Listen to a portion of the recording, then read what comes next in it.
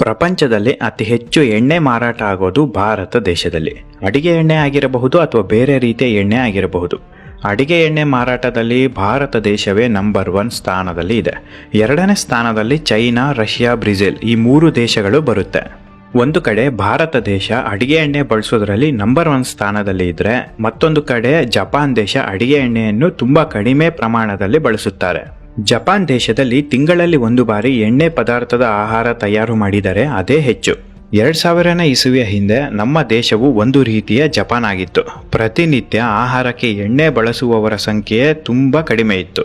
2000 ಇಸವಿ ಆದ ಮೇಲೆ ಅಡಿಗೆ ಎಣ್ಣೆ ವ್ಯಾಪಾರ ಬರೋಬ್ಬರಿ 2000 ಪಟ್ಟು ಹೆಚ್ಚಾಗಿ ಬಿಡುತ್ತೆ. ಸ್ಟ್ಯಾಟಿಸ್ಟಿಕ್ಸ್ ಹೇಳಿರೋ ಪ್ರಕಾರ ಎಣ್ಣೆಯಲ್ಲಿ ಕರಿದ ಪದಾರ್ಥಗಳು ಭಾರತ ದೇಶದ ಜನರು ಅತಿ ಹೆಚ್ಚಾಗಿ ಸೇವಿಸ್ತಾರೆ.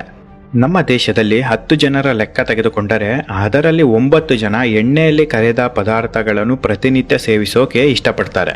ಭಾರತ ದೇಶದಲ್ಲಿ ಈ ಅಡಿಗೆ ಎಣ್ಣೆ ವಿಚಾರವಾಗಿ ಪ್ರಪಂಚದಲ್ಲೇ ಅತಿ ದೊಡ್ಡ ದಾಳಿಯಾಗಿದೆ. ಈ ಘಟನೆ ಬಗ್ಗೆ ಗೊತ್ತಾದರೆ ಖಂಡಿತ ಶಾಕ್ ಆಗುತ್ತೆ. ಇತಿಹಾಸದಲ್ಲೇ ಇದುವರೆಗೂ ಯಾರು ಕೂಡ ಇಷ್ಟು ದೊಡ್ಡ ಮಟ್ಟದಲ್ಲಿ ರೈಡ್ ಮಾಡಿಲ್ಲ. ಸ್ನೇಹಿತರೆ, ಭಾರತ ದೇಶದ ಲ್ಯಾಂಡ್ ಆಫ್ ಕಿಂಗ್ಡಮ್ ಎಂದು ಕರೆಸಿಕೊಳ್ಳುವ ಏಕೈಕ ರಾಜ್ಯ ರಾಜಸ್ಥಾನ.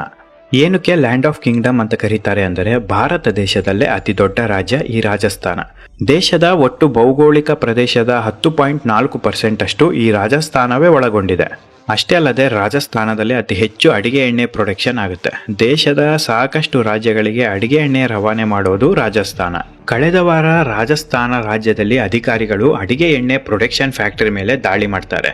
ಎಷ್ಟು ಎಣ್ಣೆ ಸೀಸ್ ಮಾಡಿದ್ದಾರೆ ಗೊತ್ತಾ? ಬರೋಬ್ಬರಿ 20,000 ಲೀಟರ್. ಹೌದು ಸ್ನೇಹಿತರೆ, ಒಂದಲ್ಲ ಎರಡಲ್ಲ, ಬರೋಬ್ಬರಿ 20,000 ಲೀಟರ್. ಇದೇ ಕಾರಣಕ್ಕಾಗಿ ಇತಿಹಾಸದಲ್ಲೇ ಭಾರತ ದೇಶದಲ್ಲಿ ಇಷ್ಟು ದೊಡ್ಡ ದಾಳಿ ಎಂದೂ ಆಗಿಲ್ಲ. ಸೀಸ್ ಮಾಡಿದ 20,000 ಲೀಟರ್ ಅಡಿಗೆ ಎಣ್ಣೆಯಲ್ಲಿ ವೆಜಿಟೇಬಲ್ ಆಯಿಲ್, ಸನ್ಫ್ಲವರ್ ಆಯಿಲ್, ಶೇಂಗಾ ಎಣ್ಣೆ, ಇನ್ನೂ ಹಲವಾರು ಎಣ್ಣೆಗಳು ಇವೆ. ಸುಮಾರು 5 ವರ್ಷದಿಂದ ಪಕ್ಕಾ ಪ್ಲಾನ್ ಮಾಡಿಕೊಂಡು ಎಲ್ಲ ಮಾಹಿತಿಯನ್ನು ಕಲೆ ಹಾಕಿ ದಾಳಿ ಮಾಡಿದ್ದಾರೆ ಎಂಬುದು ಮಾಹಿತಿ ಬಂದಿದೆ. ಸೀಸ್ ಮಾಡಿದ ಎಣ್ಣೆಯನ್ನು ಪರೀಕ್ಷೆಗೆ ಕಳಿಸ್ತಾರೆ. ಬೆಚ್ಚಿ ಬೀಳಿಸುವ ಸಂಗತಿ ರಿಪೋರ್ಟ್ನಲ್ಲಿ ಬರುತ್ತೆ. ರಿಪೋರ್ಟ್ನಲ್ಲಿ ಏನಿದೆ ಗೊತ್ತಾ? ಸನ್ಫ್ಲವರ್ ಎಣ್ಣೆಯಲ್ಲಿ ಸನ್ಫ್ಲವರ್ ಇಲ್ಲ, ತೆಂಗಿನಕಾಯಿ ಎಣ್ಣೆಯಲ್ಲಿ ತೆಂಗಿನಕಾಯಿ ಇಲ್ಲ, ಶೇಂಗಾ ಎಣ್ಣೆಯಲ್ಲಿ ಶೇಂಗಾ ಇಲ್ಲ.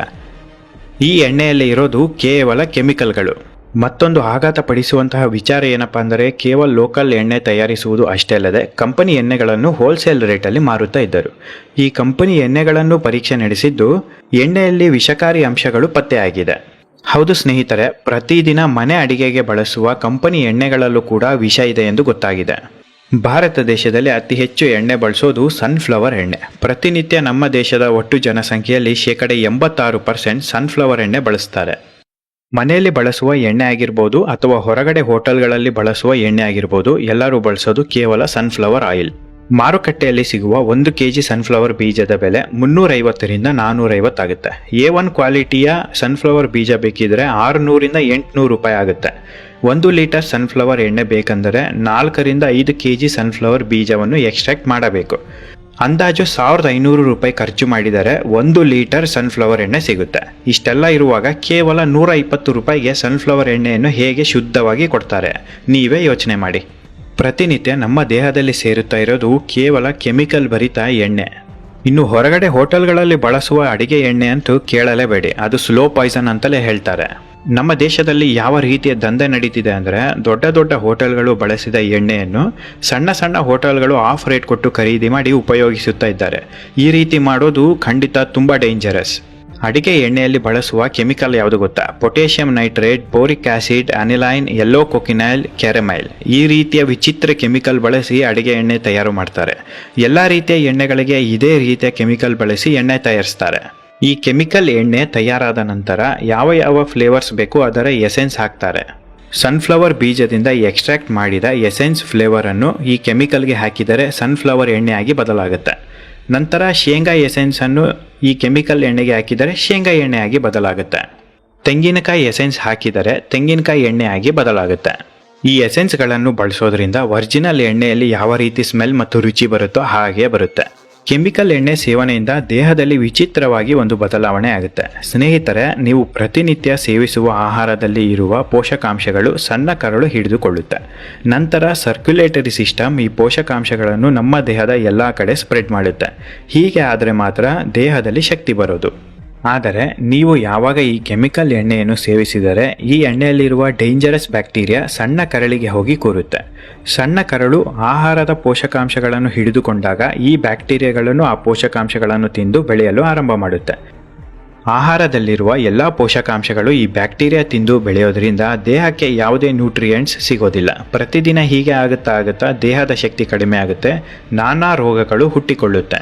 ಈ ಕೆಮಿಕಲ್ ಎಣ್ಣೆ ಸೇವನೆಯಿಂದ ನಮ್ಮ ದೇಶದಲ್ಲಿ ಕೇವಲ 14 ವರ್ಷದ ಮಕ್ಕಳಿಗೂ ಡಯಾಬಿಟಿಸ್ ಬರ್ತಾ ಇದೆ.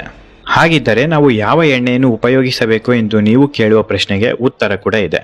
ಕೊಬ್ಬರಿ ಎಣ್ಣೆ ಮತ್ತು ಶೇಂಗಾ ಎಣ್ಣೆ ಬಳಸಬೇಕು. ಈ ಎರಡು ಎಣ್ಣೆಯನ್ನು ಬಿಟ್ಟರೆ ಬೇರೆ ಯಾವ ಎಣ್ಣೆಯನ್ನು ಬಳಸದಂತೆ ವೈದ್ಯರು ಸಲಹೆ ಕೊಡ್ತಾರೆ. ನಿಮ್ಮ ಊರಿನಲ್ಲಿರುವ ಗಾಣದ ಎಣ್ಣೆ ತಯಾರಿಕೆ ಕೇಂದ್ರಗಳಲ್ಲಿ ಖರೀದಿ ಮಾಡಬಹುದು. ನಿಮ್ಮ ಕಣ್ಣ ಮುಂದೆಯೇ ಎಣ್ಣೆ ತಯಾರು ಮಾಡಿ ಕೊಡುತ್ತಾರೆ. ಸ್ನೇಹಿತರೆ, ಕೇವಲ 5 ವರ್ಷಗಳಲ್ಲಿ ಗಾಣದ ಎಣ್ಣೆಯ ಕೇಂದ್ರಗಳು ರಾಕೆಟ್ ಸ್ಪೀಡಲ್ಲಿ ಹುಟ್ಟಿಕೊಳ್ಳುತ್ತಾ ಇದೆ. ಪ್ರತಿ ಊರಿನಲ್ಲಿ 2 ರಿಂದ 3 ಎಣ್ಣೆ ಗಾಣದ ಕೇಂದ್ರಗಳು ಬಾಗಿಲು ತೆರೆದಿದೆ. ಓಲ್ಡ್ ಈಸ್ ಗೋಲ್ಡ್ ಅಂತಾರಲ್ವಾ, ಹಾಗೆ ಗಾಣದ ಕೇಂದ್ರಗಳು ಹುಟ್ಟಿಕೊಳ್ತಾ ಇರೋದು ತುಂಬಾ ಸಂತೋಷದ ವಿಚಾರ.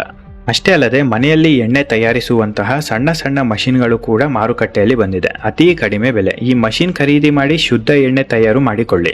ಸ್ನೇಹಿತರೆ, ಕೇವಲ ರಾಜಸ್ಥಾನ ರಾಜ್ಯದಲ್ಲಿ ಅಷ್ಟೇ ಅಲ್ಲದೆ ಕರ್ನಾಟಕ, ತಮಿಳುನಾಡು, ಆಂಧ್ರಪ್ರದೇಶ, ತೆಲಂಗಾಣ, ಕೇರಳ ರಾಜ್ಯಗಳಲ್ಲೂ ಕೂಡ ಅಧಿಕಾರಿಗಳು ದಾಳಿ ಮಾಡಿದ್ದಾರೆ.